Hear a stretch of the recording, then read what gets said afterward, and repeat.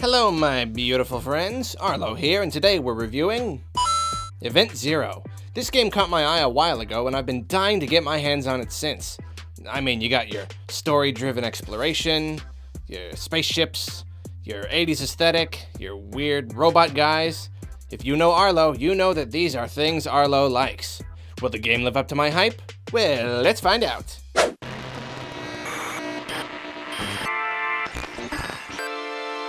Event Zero is a game with a very strong hook. Both its retro future theme and its premise are heavily inspired by 2001: A Space Odyssey.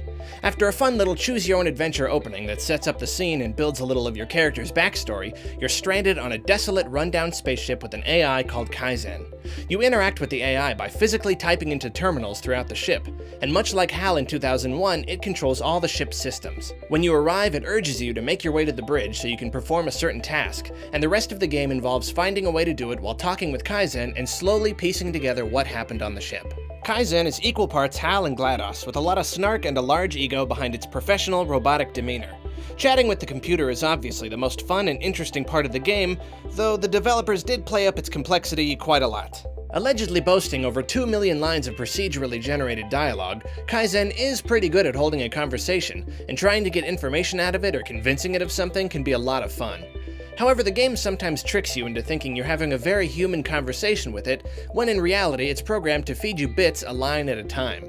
It assumes that you'll naturally ask certain questions and follow the conversation in a certain way, giving the illusion that you're really speaking to it, when in reality you can type anything and it'll still give you the same info. Also, the devs say that what Kaizen says will change based on its mood, to me suggesting a shifting range of emotions, and the game itself tells you that the outcome will change based on how you treat the computer.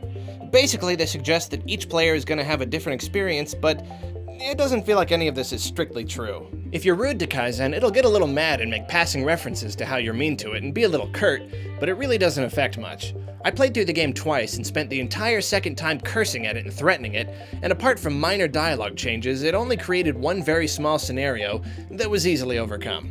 Regardless of what you do, things are going to play out pretty much the same way, though there is some important decision making that I won't spoil. That's not to say that Event Zero isn't enjoyable. There are a few puzzles to solve and problems to figure out, but it's a narrative game at heart, and as such, the fun is in the exploration and the story that unfolds.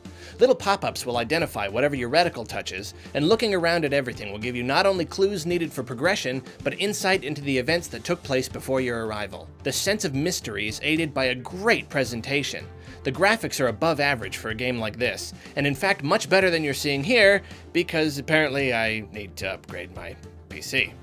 Anyway, the messy rooms, the busted tech, the constant lines of code that fly by, it all makes the ship seem very real. Despite the retro sci-fi thing, it just feels very believable. The sound design is also excellent. There's no traditional score, but you barely notice thanks to the huge assortment of sounds that also really pull you into the game and make the ship feel real. Kaizen's half-audible computer voice in the vein of an Animal Crossing character is endearing and particularly fun to listen to. If Event Zero has one big flaw, it's that it's too short. A short game isn't bad in and of itself, but it is when it leaves you feeling a bit empty and wishing for a lot more.